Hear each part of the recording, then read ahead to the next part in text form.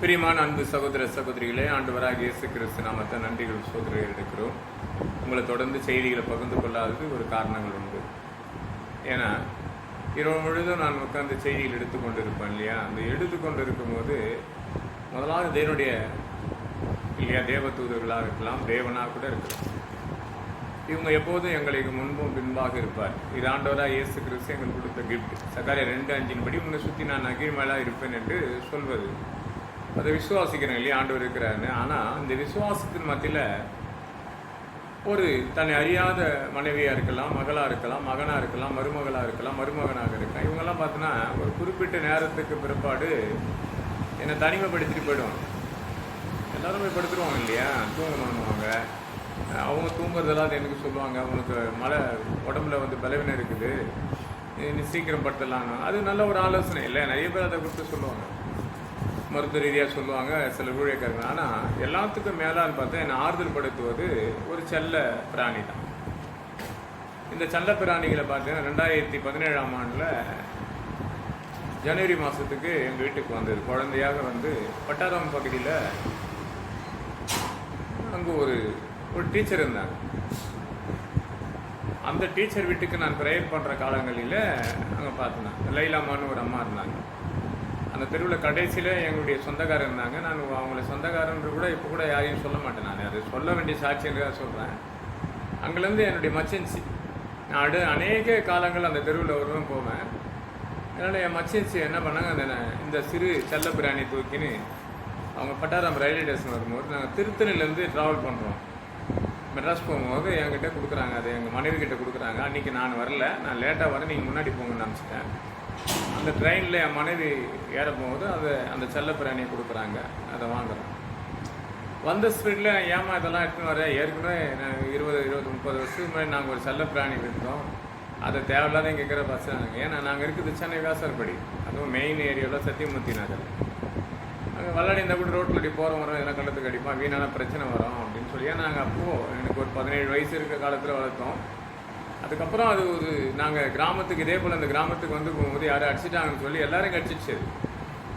அப்போ நான் கேட்டேன், ஏங்க அடிச்சிங்கன்னு கேட்டேன். அது எனக்கு கடிச்சது இல்லை, நீ அடிச்சு போட்டு தான் அது கடிச்சிருக்கேன்னு சொன்னால், அது என்ன சின்ன திட்டினேன். அந்த சின்ன வயசில் திட்டும் போது அது எங்கள் வீட்டுக்கு போயிடுச்சு. அது இருக்குதா இல்லையான்னு கண்ணுக்கு தெரியாது போன ஒரு விஷயம். ஆனால் இது அப்படி கிடையாதுங்க. அது கூட வீட்டுக்கு வெளியே தான் இருக்குது. இது என் பெட்ரூம்லேயே என் கூட இருக்கும். நிறைய பேர் சொல்லுவாங்க, எத்தனை பேர் வருவாங்க, ஐயா அது பெட்ரூமில் வைக்காதீங்க அதெல்லாம் சொல்லுவாங்க. கேட்டுக்க சொல்கிறத எப்பவுமே தள்ள மாட்டேன். கேட்டுக்கிறது வழக்கம். அப்படி என் பக்கத்துலேயே இருந்து ஒரு பெத்த பிள்ளை எப்படி இருப்பானோ அப்படி தான் என் பக்கத்தில் ஒருவங்க தான். அப்படியே எப்படி சொல்கிறது, அறியாத என் கையை கூட அது மேலே போட்டு தூங்கிட்டா கூட அவன் அப்படியே தான் படுத்துன்னு இருப்பான். எழுந்தெல்லாம் கிளம்ப மாட்டான். நானாக கொஞ்சம் என்ன அது மேலே ஏதோ கை பட்டினது இதான்னு பார்த்தா தான் அப்படி நான் கையை எடுத்துலாம் எழுந்து மறுபடியும் அதே இடத்துல தான் படுப்பான். நான் கையை போட்டால் தான் அவன் தூங்கும். அப்படி ஒரு செல்ல பிராணி இது. சென்னையில் வேசார்பாடியிலேருந்து திண்ணனூர் பகுதியில் இருந்தது. திண்ணனூர் பகுதியில் நிறைய பேர் பார்த்தோன்னா அப்பப்போ ஓடிடுவான். ஏதாவது ஒரு நாய்களை பார்த்து எத்தின்னு ஓடிடுவான். அப்புறம் போயிடுச்சான்னு தெரியும், ஓடி போய் நின்று கத்தனை வந்துடுவான். இப்படி திண்ணனூர் பகுதியிலேருந்து நான் இங்கே திருத்தணி பகுதி கடந்து ஆகிப்போச்சு. இங்கே 5 வருஷம் ஆகுது.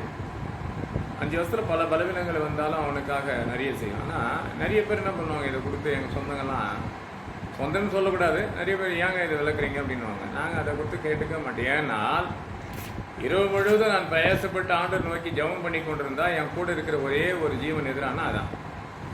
ஆண்டவர் நான் துதித்து கொள்ளப்படும் போது எந்த டிஸ்டர்ப் பண்ணாது. எப்போ ஒரு வாட்டி கத்தினா நான் திட்டினாலும் கம்முன்னு இருக்கும். நான் அடிக்க போனால் கொஞ்ச நேரம் சுற்றிட்டு என் பக்கத்தில் இது ப்ரேயர் மாத்திரம் இது நடந்து கொண்டே இருக்கும். நேற்று தினத்தில் கூட அது என் ப்ரேயரில் உட்காருது, என் கூடிய தான் இருக்குது. அவ்வளோ அன்கண்டிஷனான சீரியஸாக இருக்கும்போது என்ன பண்ணுவாங்க, இங்கே இருக்க திருத்தல் எல்லா கடைகள்லாம் அவனுடைய செல்ல பிராணியை கொடுத்து எல்லாரும் கேட்பாங்க, எப்படி பார்க்குறது எங்காலும் எப்படி இருந்தாங்க. ஏன்னா ஒவ்வொரு நாளும் அவனுக்கு வேண்டிய ஆகாரத்தை நான் ஒழுங்குபடுத்துவேன். என்னுடைய ஆகாரம் எனக்கு கஷ்டமாக இருந்தாலும் அவனுக்கு ஒழுங்குபடுத்துவேன். அவன் மாமிஷம் எல்லாமே சாப்பாடு சாப்பிட மாட்டான். கொஞ்சம் கூட வெக்கப்படாது, எதனா ஒருத்தர் கொடுத்தா கூட அதை எடுத்துன்னு போய் கொடுத்து உட்கார வச்சு நான் உட்கார்ந்த பிற்பாடு சாப்பிடுவேன். அப்படி வெளியெல்லாம் போய் சாப்பிடாது, கண்டபடி யாருக்கு கொடுத்தாலும் வாங்காது. இப்படி எத்தனை விதமான பிரச்சனை இந்த குடும்பத்துக்கு விரோதமாக வரவங்க கூட முன்னிருந்து கடவுள் அனுப்புனது. ஏன்னா நிறைய பேருக்கு தெரியாதுங்க தேவன் எங்கெங்கே எப்படி எப்படி படைத்தார் என்று சொல்லி. ஆதியாகமம் 2ஆம் அதிகாரத்தை பார்க்கும்போது ஆதாமுக்கு மனைவி உண்டாக்கும் முன்பே எதை உருவாக்கணும் ஆண்டவர்னா மிருக ஜீவத்தை தான் உண்டாக்கணும். அதில் 20 வசனம் படிக்கும்போது சகல காட்டு பிராணிகள் என்ன பண்ணார் ஆண்டவர் உருவாக்கியின் பிறப்படு தான் ஆதாமுக்கு ஒரு மனைவியை உண்டாக்குறான், தனிமை இருப்பது நல்லதல்லன்ட்டு அடுத்த வசனங்களில் படிக்கிறான். அப்போ 20 படித்த பிற்பாடு தான் அடுத்தது. அப்போ மனுஷியை உண்டாக்கும் முன்பே தேவன் ஆடு மாடுகளை தான் தேவன் நினைச்சான். இது ரொம்ப டீட்டெயில்ஸாக பைபிளில் படிக்கணும்னு சொன்னால் யோபு புத்தகத்தில் 36ஆம் அதிகாரம் 33 சொல்லுவார். அவருடைய வருகை யாருக்கு தெரியும்னு சொன்னால் தீர்க்கதரிசி சொல்லுவாருன்னு கேட்டால் கிடையாதுங்க. நிறைய தீர்க்கதரிசனம் இருக்கு இல்லையா? நீங்கள் நாட்டில் பெரிய பெரிய ஊழியக்காரெலாம் தீர்க்கதரிசனம் சொல்லுவாங்க, பயங்கரமாக சொல்லுவாங்க. இந்த நாட்டில் இவர் தான் வருவார், அவர் தான் போவார் இல்லையா, அப்படி சொல்லுவாங்க. ஆனால் ஆண்டவர் ஒன்று சொல்லியிருக்காரு. அப்போ யோபு புத்தகத்தில் 36ஆம் அதிகாரம் 33 சொல்லுவார், என் வருகை யாருக்கு தெரியும்? ஆடு மாடுகளுக்கு தான் அறிவிப்பேன். நல்லா பாருங்கள், செல்ல பிராணிகளுக்கு எல்லாம் தெரியும். இப்போ நிலநடுக்கம் வரப்போகுது. 2005 ஒரு நிலநடுக்கம் சென்னையில் வருது. சென்னை வியாசர்படி நாங்கள் சர்ச்சில் உட்காந்து இருக்கிறோம். வருதுன்றது எல்லா மிருகங்களும் இருக்கிற இடத்த விட்டு ஓட ஆரம்பிச்சிருங்க. உள்ளேருந்து அது பார்த்தா சில பூச்சிகள், பாம்பு மற்ற காரியங்கள் உள்ளேருந்து வெளியே வருது. எல்லாரும் கேட்குறாங்க. அப்போ எனக்கு படிப்பு அறிவுலாம் கிடையாது. நான்லாம் 2ஆம் கிளாஸ் தான் படித்தேன், எனக்கு ஒன்றுமே தெரியாது. என் ஆண்டவராக இயேசு கிறிஸ்து ஏற்றுக்கொள்ளப்படும் போது அப்போ அந்த காரியத்தை, இந்த வேதத்தை இருபுறம் பட்டயத்தை படிக்க தான் மிருக ஜீவத்துக்கு என்ன ரெஸ்பான்சிபிள் தேவன் கொடுத்து வச்சிருக்காருன்னு யாருக்கும் தெரியாதுங்க. நிறைய பேர் ஊழியக்காரன் கூட பேசுவாங்க, மிருக ஜீவத்தை கொடுத்து ஒரு தப்பாக கூட பேசுவாங்க. எங்களை பார்த்தீங்கன்னா நாங்கள் அதை தான் வளர்ப்போம். மிருக ஜீவத்தை தேவன் படைத்தது எனக்கு தெரியும். நோவாவின் காலத்தில் சகல காட்டு மிருகங்களும் ஊர் பிராணிகளை வளர்க்க சொன்ன நோவா அவங்களே ஒரு பக்கம் ஆணும் பெண்ணை மட்டும் வளர்க்கலைங்க, மிருக ஜீவத்துக்கும் வளர்க்க சொன்னால் பறவை உள்பட வளர்த்தாங்க. இன்றைக்கி சொல்லுவாங்க இல்லையா, இன்றைக்கி எந்த ஒரு மிருகத்தை பார்த்து சொல்லுவாங்க, இந்த மிருகம் இப்படி அந்த மிருகம், எல்லா மிருகத்தையும் நோவாவின் காலத்தில் பிழைக்குள்ளே வளர்த்தது தான். இன்னைக்கு காக்காக்கு ஆகாரம் போடணும்னு சொன்னால் யாரும் என்ன பண்ணுவாங்க, அவங்க ஒரு கடவுளை சொல்லி போட்டுக்குவாங்க. அப்படி கிடையாதுங்க. தேவன் படைப்பில் முதல்ல ஏங்க யாரு போய் தண்ணி வத்துதான் 44 மழையில் முழுங்கி அழிஞ்சு போச்சு தேசமே, அது தண்ணி வத்துதான்னு சொன்னது இன்னைக்கு பறவையை கொடுத்து எல்லாம் பின்னாடி சபைக்கு பின்னாடி கூட பார்த்தா பிரசங்கம் பின்னாடி ஒரு பறவை இருக்குது. ஆனால் எதை அமைச்சாங்க என்று சொன்னால் காக்காவை தான் அமைச்சாரு. ஆனால் காக்கா போய் என்ன பண்ணுது, 2 ரிசல்ட் எதுனால வந்துச்சு, ஒன்றும் இல்லாத இவ்வளோ அடுத்து போன ஒரு பறவை தான் அந்த பறவை. அதை தான் எல்லா ஆலயத்தில் பறவையை போல் தேவன் ஞானஸ்தானம் கொடுக்கும்போது வானத்திலிருந்து இறங்கினார் அப்படின்னு சொல்லக்கூடிய வார்த்தையின்படி இருக்குது. அது காட்டுறோம், அவ்வளோதான். ஆனால் ஆண்டவர் படைத்த காலங்களில் முதல்ல எதிரான மிருக ஜீவத்துக்கு தான் எல்லாத்தையும் அறிவிக்கப்பட்டது. அப்போ நோவா கூட என்ன பண்ணுறாரு, ஒரு மிருகத்தை ஒரு பறவை தான் அனுப்புகிறாரு. அது தான் 2வது ஒரு பறவை அனுப்புகிறார். அப்போ அந்த காலத்தில் மனுஷனை அனுப்பலை. மனுஷன் போனான்னு கேட்டால் கிடையாது. இன்றைக்கி நிறைய விஷயத்தை பைபிளில் பார்க்கலாம். ஆடு மாடுகளை மட்டும் நான் இங்கே சொன்னேன் இல்லையா, யோபு புத்தகத்தில் 36ஆம் அதிகாரம் 33 வசனம் தான் வருவதை கூட யாருக்கு முதல்ல அறிவிப்பாரான், ஆடு மாடுகளுக்கு தான் சொல்லுவாங்க. நல்லா தாங்க போயிருந்த அந்த மாடு, அந்த ஆடு இப்படி தான் போயிருந்து திடீர்னு முட்டிச்சுன்னு. அப்படி கிடையாதுங்க. பூமிக்குரிய தடுமாட்டங்கள் தான். நீங்கள் இன்ஜினியரிங் படித்தவங்கள கூட இருக்கலாம், நல்ல சயின்ஸ் படித்தவங்கள கூட இருக்கலாம், எல்லாம் படிப்பாக இருக்கலாம், என்ன தேசத்தில் நடக்க போகுது முன்னாடியே கூட விஞ்ஞானியாக கூட இருக்கலாம், யாராக இருக்கட்டுங்க. ஆனால் பைபிளில் இருக்கிற காரியம் தான் தேசத்தில் தெரியும். அப்போ அந்த மிருகம் ஓடி அந்த இடிக்கிறான்னு சொன்னால் அந்த இடத்துல ஏதோ நிலநடுக்கம் உண்டாக போகுதுன்னு தான் அந்த பூமி அதிர்ச்சி உண்டாகும் முன்பே இருக்கிற மிருகம் அங்கேருந்து எழுந்து இடம் மாறும். அப்போ சொல்லுவாங்க, இந்த மாடு இந்த வழியாக இடிச்சிச்சிங்க, இந்த கழுத்து இந்த பக்கம் இடிச்சிச்சிங்க. அப்படி எல்லாம் மிருகத்தை குறை பேச தான் இருப்பாங்க. ஆண்டவர் ஒரு மனிதன் குறை பேச தெரிகிற மனிதனை கொடுத்து திட்டவட்டமாக யாரை கொண்டு பேசினாருன்னு கேட்டால், இந்த மனுஷன் நல்ல மனுஷன், இவரை மாதிரி இருப்பானா, இந்த மனுஷன் இப்படி ஒரு மனுஷன் இப்படி சொல்லிக்குவாங்க. ஆனால் யாரை கொடுத்த ஃபைனல் சொன்னார் ஆண்டவர்னா, மனுஷன் நாய்களை போல் இருப்பான்னு சொன்னார். நான் செல்ல பிராணின்னு சொன்னல, அது ஒரு நாய்க்குட்டி தான். சரியாக 8 வயசாகி 6 மாதம் ஆகுது. அவ்வளோ இவ்வளோ சீக்கிரம் அது கையை விட்டு போகுமான்னு தெரியாது. என்னுடைய காரியத்தை பார்த்தோன்னா எல்லா இடங்களும் பார்க்கும்போது அதை காணும்போது நான் பேண்ட் ஷர்ட் போட்டாலும் அழ ஆரம்பிச்சிடும். நான் கிளம்புனா பிடிக்காது, அது பக்கத்துலேயே இருக்கணும். நான் முடிச்சு வரும்போது ஓடியாந்து முத்தம் கொடுப்போம். அப்போ இந்த காலையில் ஆராதனை பண்ணப்படும் என்ன ஆச்சு, நான் காலையில் ஜெபம் பண்ண உனக்கு சித்தமான எடுத்துக்காண்டு வர அது இப்படிப்பட்ட அவதிப்படக்கூடாதுன்னு சொல்லிட்டு தான் வந்தேன். ஆனால் வரும்போது நாய்க்குட்டி கொடுத்து எத்தனை பேர் வரும்போதெல்லாம் ஒவ்வொருத்தரும் ஒரு காரியம் சொல்லுவாங்க. அதை நான் எல்லாத்தையும் கேட்டு சிரிச்சுன்னு தான் இருப்பேன். ஏன்னு சொன்னால் அது ஒரு செல்ல பிராணி. என் மகன் கூட நான் கோவப்பட்டாலும் தூரம் பயப்படுத்துவேன் இல்லையா, மகன் கூட போயிடுவாங்க. அப்போ எல்லோரும் கோவப்பட்டால் தள்ளி போயிடுவாங்க, கிட்ட இருக்க மாட்டாங்க. ஆனால் எப்படியாப்பட்ட கோவப்பட்டாலும் அது கூடியே இருக்கும். ஒரு வினாடி பேசும், அடுத்த வினாடி என் பக்கத்தில் உட்காந்து படுத்துக்கதில்லை, என் பக்கத்துலேயே படுத்தின பிறகு எனக்கு கோவமெல்லாம் தெளிஞ்சிடும். இப்படி ஒரு செல்ல பிராணி தென்னூர் பகுதியில் இருக்கும். அங்கே ஒரு வீட்டுக்கு நான் ப்ரேயர் பண்ண போவேன். ஒரு வருஷத்துக்கு முன்னாடி நான் தின்னூர் பக்கத்தில் நான் கடந்து அங்கே சுரேஷ்னு ஒரு தம்பி இருக்காப்புல, அவங்க வீட்டுக்கு நான் ஜாம் பண்ணும்போது அது ஓடியாந்து என்கிட்ட கொஞ்சம். அதுக்கு என்னன்னா, நான் வரும்போது அதுக்கு பிஸ்கெட் கொடுப்பேன். அப்போ அங்கே பார்த்தீங்கன்னா அந்த மிருகத்துக்கு என்னடான்னா அந்த செல்லம் பார்த்தீங்கன்னா அந்த நம்பிக்கையை பார்த்தீங்கன்னா இருக்கும் ஒடியாந்து என்கிட்ட அதுக்கு ஒரு கொஞ்சம் காலத்தில் காணாது போச்சுன்னு சொல்லி வருத்தப்பட்டேன். அங்கேருந்து பட்டாராம ஒரு வீட்டுக்கு போவோம். இப்போ வீடு மாறிட்டாங்க அவங்க. அந்த வீட்டில் ஒரு 3 குட்டி இருக்கும். இப்போ வீடு இடித்து பெருசாக கட்டிட்டாங்க. அருள் பிரகாசம் ஒருத்தர்.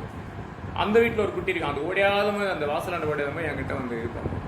இப்போ கொஞ்ச நாளாக ரயில்வே ஸ்டேஷனில் ஒரு நாய்க்குட்டி குழந்தையா அந்த தூக்கி அதுக்கு அனுதின நானும் என் பிள்ளையும் அந்த பிஸ்கட் கொடுத்தேன். இன்றைக்கி பெரிய இதுவாகிடுச்சு. எல்லார் மத்தியிலும் ஓடியாந்து அது என்னை பார்க்கும். எதுக்கு இந்த செல்லப்பிராணியை கொடுத்து இவ்வளோ செய்தி சொல்கிறேன்னா, நீங்கள் நிறைய செல்லப்பிராணி நம்ம வச்சுருக்கோம். யாராவது எதுவும் சொல்கிறேன்னு தள்ளாதீங்க. அதை வீட்டுக்குள்ளே சேர்க்காது வாசல் வரைக்கும் வந்தால் கூட அதுக்கு உன்னால் முடிஞ்ச ஒரு ஆகாரத்தை நீங்கள் ஆயத்தம் பண்ணி கொடுங்க. நான் சென்னை வேசரப்படிக்கு இப்போ கடந்து போயிருந்தேன் ஒரு நாளைக்கு முன்னாடி. என் தம்பி மகள் பெரிய பிள்ளை ஆகிட்டான்னு சொல்லி அதுக்காக ஜெபம் பண்ண போயிருந்தேன். 5 வருஷத்துக்கு முன்னாடி ஒரு நாய்க்குட்டி இருக்கும். அது ரொம்ப சந்தோஷமாக இருந்தது. அது நான் நிற்கிறேன், பேசி நிற்கிறேன். 5 வருஷத்துக்கு பிற்பாடு அந்த ஏரியாக்குள்ளே நான் கடந்து போகிறேன். அது உடையாந்து என் மேலே ஏறது பார்த்து அந்த பிளாக் அந்த கோட்ரஸை என்னை பார்க்குது. அப்போ அவங்க சொல்கிறாங்க, என்னப்பா இதை நீ மறந்துட்டியாப்பா? நாங்கள் மறக்கலை, இன்றைக்கும் நாங்கள் நினச்சிருக்கோம். எங்கள் செல்லப்பிராணியோட இதுவும் ஒரு பிராணி தான் சொல்லி போய் பிரியாணி வாங்கினது, கறி பிரியாணி வாங்கினது உட்காந்து அது கொடுத்துட்டு தான் நான் ப்ரேயருக்கே போனேன். 1000 சொல்லுவாங்க, 1000 கறியை சொல்லுவாங்க. ஆனால் இங்கே சங்கீதத்தை நீ எடுத்து படிச்சிங்கன்னா 59 சங்கீதம் 6ஆம் வசனம், நாய்களை போல நம்மளை ஊழலிடுவாங்க. நான் படிக்கிறேன்ப்பா, அந்த ஒரு வசனம் மட்டும் படிக்கிறேன். நான் நிறைய படிக்க விரும்பலை. ஏன்னு சொன்னால் நாய்களை கொடுத்து எல்லாரும் தப்பாக பேசுவாங்க. இங்கே படிக்கிறேன் பாருங்கள், நல்லாயிருக்கும். 59ஆம் சங்கீதத்தில் 14ஆம் வசனம் 15ஆம் வசனம் போது, அவர்கள் சாயங்காலத்தில் திரும்பி வந்து நாய்களை போல ஊழையிடுவார்கள், குத்தி சுற்றி திரிவார்களாம். அப்போது 15 சொல்றாரு, அவர் உணவுக்காக அலைந்து திரிந்து திருப்தி அடையாமல் முறுமுறுத்து கொண்டிருப்பார்கள். இவர் யார் தெரியுமா? மனிதர்கள். மனுஷன் ஒன்று நாய்களை போல நம்மளை பார்த்து பின்னாடி ஊழையிடுவான் இல்லையா, குறை சொல்லுவான், சபிப்பான். எத்தனை நன்மை நீ செஞ்சு பாருங்க. நீ அப்பாவாக இருக்கலாம், அண்ணனா இருக்கலாம், தம்பியா இருக்கலாம், உறவினா இருக்கலாம். அவனுக்கு நன்மை செய்கிற மட்டும் நம்மளை பற்றி வாய்த்து பேசுவான். ஆனால் அவனுக்கு நம்ம தீமை செய்கிறேன்னு என்று சொன்னால் நம்ம கடந்து பயணித்து எதிர் பேச முடியாது. கடந்து பயணித்த போது இவர் ஒரு ஆட்கள் என்று புறப்பேசி நாய்களை போல பேசுவான்னு ஆண்டவரை எழுதப்பட்டிருக்கு சங்கீத புத்தகத்தில் 59ஆம் சங்கீதத்தில் 14ஆம் வசனம் 15ஆம் வசனம் படிச்சீங்கன்னா உங்களுக்கு புரிஞ்சிடும். 6ஆம் வசனத்துல இருக்குது அது. ஏன்னா இந்த உலகம் எப்படி இருக்குது, இந்த உலகத்தில் இருக்கிற ஜனங்க எப்படி இருக்கிறாங்கன்னு சொன்னா, ஆண்டவர் ஜனங்களை பார்த்து இவனை போல் இப்படி இருப்பாங்கன்னு சொல்ல, ஒரு நாய்களை போல் தான் அந்த மனுஷன் இருக்கிறான் அந்த உலகத்துல. குறை சொல்லும்படியாக, முறுமுறுக்கும்படியாக, நம்மளை பத்தி தப்பாக ஒரு மெசேஜ் சொல்லுது. என்னெல்லாம் எவ்வளோ சொன்னாலும் கவலைப்படாது தெரியுமா. அங்கேருந்து இந்த செல்ல பிராணி வந்து என்கிட்ட கொஞ்ச நேரத்தில் எல்லாத்தையும் மறந்துடுவேன். பார்க்குற அன்பு சகோதர சகோதரிகளே, உங்கள் வாசலில் இருக்க செல்ல பிராணி விட்டுறாதீங்க. ஏன்னு சொன்னா, இன்னைக்கு பரிசுத்த ஓய்வு நாள். நான் செய்திக்கு வரும்போது அதிகாலையில் எனக்கு ஒரு தரிசனம். அது 1.5 மாதமாக பாதிக்கப்பட்டிருக்குது. நல்ல மருத்துவமனை வந்து டாக்டர் வந்து டெய்லியாக தான் பார்க்குறாரு, செய்கிறாரு. எத்தனையோ நாள் வறுமை, எங்களுக்கு சாப்பாட்டு கூட காசு கிடையாது. ஆனாலும் எனக்கு கொடுக்குற சிறு காணிக்கை எடுத்து வச்சு அந்த காசு எடுத்து ஒரு நாளைக்கு டாக்டர் வந்து போனாலுமே இங்கே 1000க்கு மேலாக செல்வோம். ஆனால் அதை நான் கவலைப்படல. எப்படியாவது அவனுக்கு நல்ல ஒரு சுகத்தோடு பலத்தோடு வருவான்னு சொல்லி எதிர்பார்த்து தான் இருந்தேன். அந்த எதிர்பார்ப்புகள் இல்லை. அப்போ நான் யோக புத்தகத்தை படிச்சுக்கும் போது எனக்கு தேவன் நல்ல அழகாக திட்டமாக ஒரு விஷயத்தை சொன்னார். யோகில் 12ஆம் அதிகாரம் 10ஆம் வசனம் படிக்கும் போது, சகல பிராணிகளுடைய ஜீவனும் கர்த்தருடைய கருத்தில் இருக்கிறான். மனுஷனுடைய ஜீவனும் மிருகத்தை ஜீவன் யாருக்கிட்ட இருக்குதான்? அழகாக இருக்குது. நல்லா படிக்கிற பாருங்கள் அந்த வசனத்தை. யோக புத்தகம் உங்கள் இடத்துல இருந்தால் அதை படித்து பாருங்கள். நிறைய விஷயத்த கற்றுங்க. பைபிளில் வந்து மிருக ஜீவத்தை தள்ளல. நிறைய சில பேர் மிருக ஜீவத்துக்கு இந்த பிராணி வந்தால் இப்படி, அந்த பிராணி வந்தால் இது எதிர்பட்டால் அது அப்படி. அதை நான் சொல்லணும், நிறைய பேசுவேன். ஏன்னா செல்ல பிராணிகளை குறித்து குறை சொல்கிற ஜானுங்க. இந்த பாருங்க, நான் வாசிக்கிறேன் பாருங்க. யோக புத்தகம் 12ஆம் அதிகாரம் 10ஆம் வசனம், சகல பிராணிகளும் ஜீவனும் மாமிசமான சகல மனுஷனுடைய ஆவியும் அவர் கையில் இருக்கிறான். அப்போ இன்னைக்கு கொடுத்தார், அந்த ஆவியை எடுத்துக்கொள்ளப்பட்டார். கொடுத்த தரிசனம் அதிகாலையில் 3:30 மணிக்கு வருது. அது எழுந்து விளாடின்னு போகிறதை போல ஒரு வெளிப்பாடு தேவன் கொடுத்தாரு. ஒரு வகையில் என் மகக்கிட்ட சொல்கிறேன், இது என்ன செய்தின்னு தெரியலாமா, இல்லை வாண்டடாக அவன் சுகமாய் வளருவானா, இல்லை அவர் எடுத்துக்கொள்ளப்படுவானா தெரியல. எனக்கு 2 கேட்டகரியில் இருக்கிறேன். எனக்கு கடவுள் தான் காட்டணும்னு சொல்லி. ஏன்னா இந்த கிராமத்தில் எத்தனையோ பிள்ளைகளுக்கு எத்தனையோ ஆபத்து வரும். அது முன்னாடி தேவன் அறிவிப்பார், கூப்பிட்டு ஜெபிப்பேன். அதுக்கப்புறம் அது ஏதாவது ஒரு மாற்றம் அடைஞ்சு வந்து அவங்க நன்றி சொல்லிட்டு கிடந்தேன். ஆனால் இங்கே பார்த்தேன், இன்றைக்கி சபைக்கு நிறைய பேர் வரல. இவங்களாம் யாருன்னு சொன்னால் சுயநலத்துக்காக மாறுறோம். ஆனால் அது கிடையாது. நாய்க்குட்டி காற்றடித்தாலும் மழை அடித்தாலும் மின்னல் வந்தாலும் சரி, அது என்னை விட்டு தள்ளி போகாது. எப்போவுமே எனக்குள்ளேயே ரவுண்டு அப்பா உலாவி கொண்டே இருக்கும். என் குரலுக்கு ஜீவனை கொடுக்கும். என் குரலுக்கு எல்லாத்தையும் தன்னை அர்ப்பணிக்கும். நல்லா தெரிஞ்சுங்க. பார்க்கணும் அத்தனை பேருமே பரிசுத்த ஒரு நாளுக்கு போங்க, ஆலயத்துக்குள்ளே போங்க. உங்களுக்கு கொடுத்த உங்களுக்கு முன்னே இருக்கிற பிராணிகளுக்கு ஒரு குடி சாப்பாடு வைத்து பாருங்க. இது தேவன் படைத்ததுங்க. ஆதியாக 2:20 பாருங்க. தேவன் ஆதாம் மனைவி உண்டாக்கும் முன்பே அநேக ஜீவனங்களை படைத்தார். ஏன்னா தேவனுக்கு தெரியும் எல்லாவற்றையும் செய்தார். நீங்கள் மிருக ஜீவத்தையோ சரி எதுவாக இருந்தாலும் தன்னால் என்று உதவி செய்யுங்க. அதை கல்லடிதோ தடுமாறி தள்ளுவதோ இருக்காதீங்க. கடவுள் உங்களை மேலே மேலே ஆசிரியர். தேவன் படைத்ததெல்லாம் நன்மைக்காக தான். எடுத்துக்கொள்ளுங்க. இன்னைக்கு நிறைய பேர் சொல்லுவாங்க, நான் வண்டி ஏற்றுங்க, அது இது வந்ததுங்க அது வந்ததுன்னுவாங்க. அந்த பண்ணி இல்லடானா அவன் லேவின் பிசாசு பிடிச்ச ஆவிக்கு, அந்த ஆவிக்கு மனுஷன் வந்து அர்ப்பணிக்க கொடுப்பானா? கொடுக்க மாட்டான். இந்த ஆவி இருக்குதுப்பா, இது உன் மேலே ஏற்றுறனா ஏற்றமா? அந்த மிருகம் ஒப்பு கொடுத்துங்க. அத்தனையும் பார்த்த மிருகங்கள் வந்து அது கடலுக்குள்ளே அர்ப்பணித்தார். அது முடிஞ்சு போச்சு. அதோட பன்றியோட கதை அன்னைக்கோட முடிஞ்சிச்சு. ஆனால் இன்று வரைக்கும் பன்றிகளை கொடுத்து குறை சொல்கிற ஜனங்கள் எத்தனையோ உண்டு. பார்க்குற அன்பு சகோதர சகோதரிகளை வருங்காலத்தில் எல்லா நன்மையும் அன்பு அரவணைத்து காட்டு பாருங்கள். மிருக ஜீவத்துக்கிட்ட மனுஷங்கிட்ட நீ எத்தனை அன்பு காட்டினாலும் ஒரு நேரம் அவனை உதிரி தள்ளிட்டு போயிடுவான். மிருகங்கள் எத்தனை 5 ஆண்டுகளுக்கு அப்புறம் நான் வேசற்படி போகும் ஒடியாந்து என் மேலே ஏறுதானா அது ஒரு குடி சாப்பாட்டுக்காகல அந்த அன்பு இல்லை. நீங்களும் தேவனை சார்ந்துருங்க. தேவன் உங்களை மேலும் மேலும் ஆசீர்வதித்து வழி நடத்துவார். ஆமாம் ஆமாம்.